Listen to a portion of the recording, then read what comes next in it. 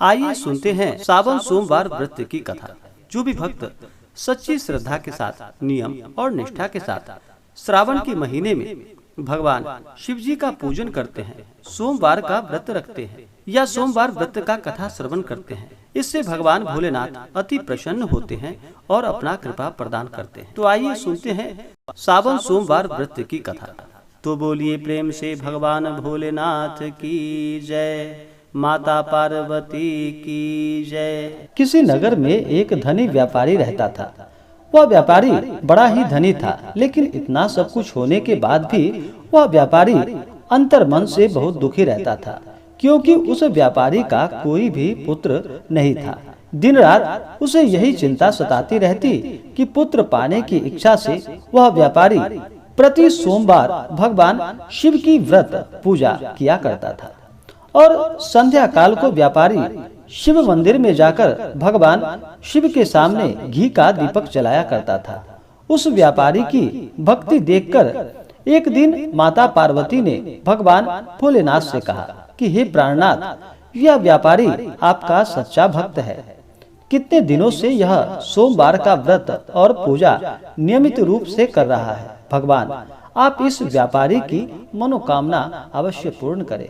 हे स्वामी, आप इस भक्त के ऊपर अपना कृपा करें। पार्वती माता का इतना आग्रह देखकर भगवान शिव ने कहा कि तुम्हारे आग्रह पर मैं इस व्यापारी को पुत्र प्राप्ति का वरदान देता हूँ, लेकिन इसका पुत्र 16 वर्ष से अधिक जीवित नहीं रहेगा। उसी रात भगवान शिव ने स्वप्न में उस व्यापारी को दर्शन देकर उसे पुत्र प्राप्ति का वरदान दे दिया और उसके पुत्र के 16 वर्ष तक जीवित रहने की बात भी बताई। भगवान के वरदान के बाद व्यापारी को खुशी तो हुई, लेकिन पुत्र की अल्प आयु की चिंता ने उस खुशी को नष्ट कर दिया। व्यापारी पहले की तरह सोमवार का विधिवत व्रत करता रहा। कुछ महीने पश्चात उसके घर में अति सुंदर पुत्र उत्पन्न हुआ। उसमें व्यापारी के घर में खुशियां भर गई। बहुत धूमधाम से पुत्र जन्म का समारोह मनाया गया।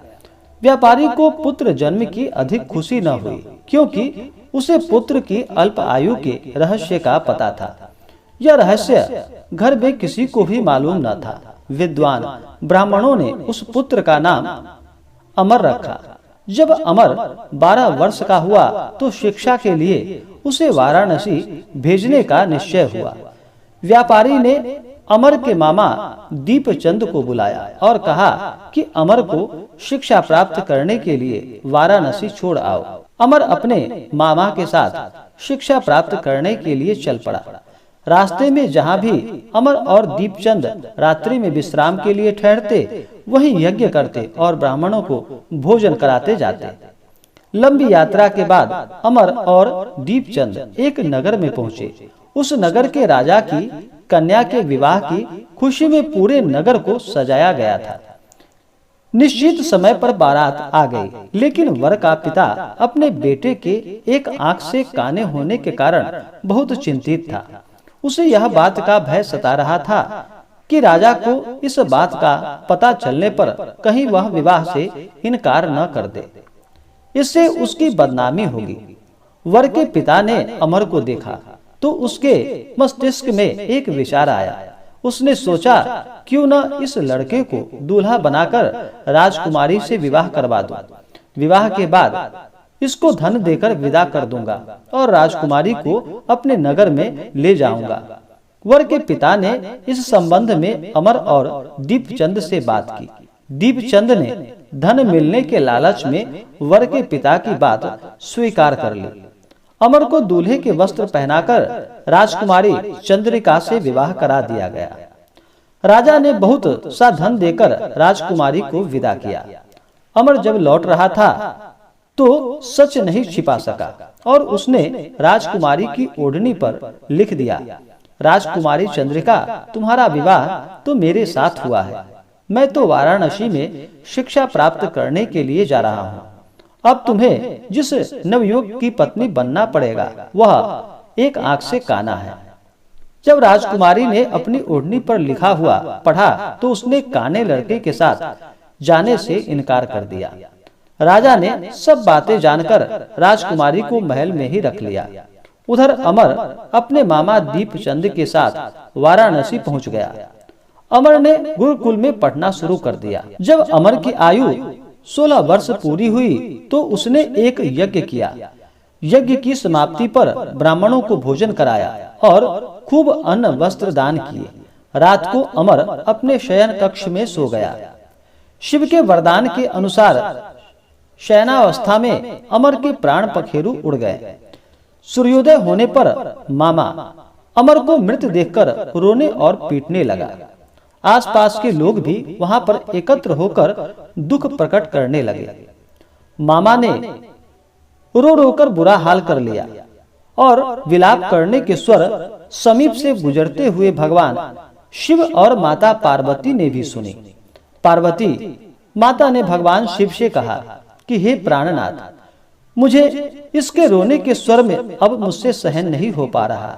आप इस व्यक्ति के कष्ट को दूर कीजिए। हे प्राणनाथ, आप इसके ऊपर कृपा कीजिए।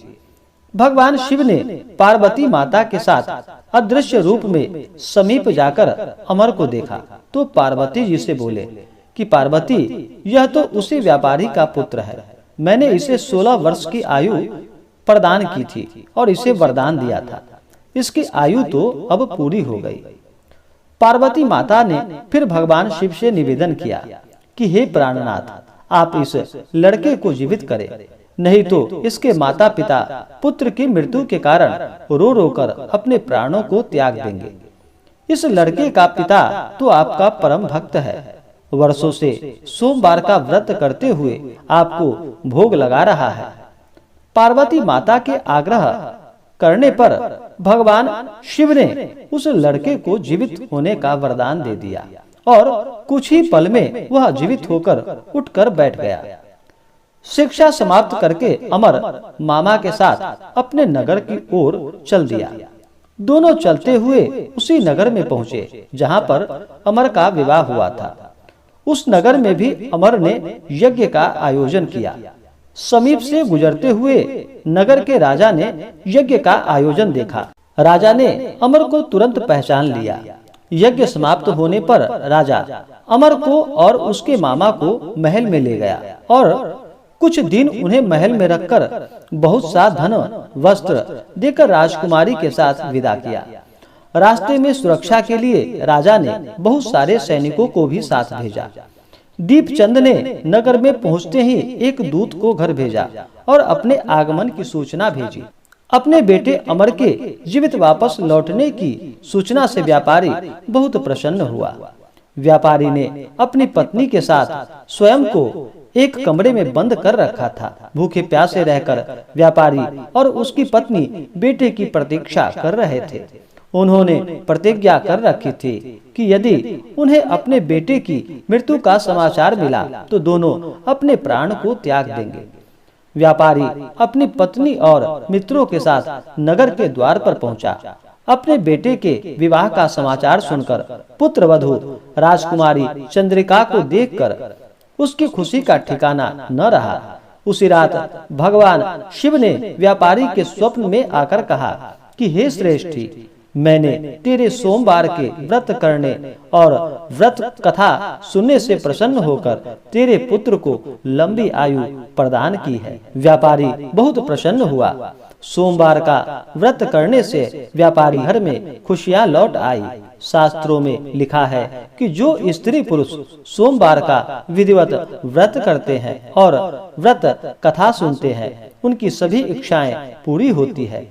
तो बोलिए प्रेम से भगवान भोलेनाथ की जय, माता पार्वती की जय।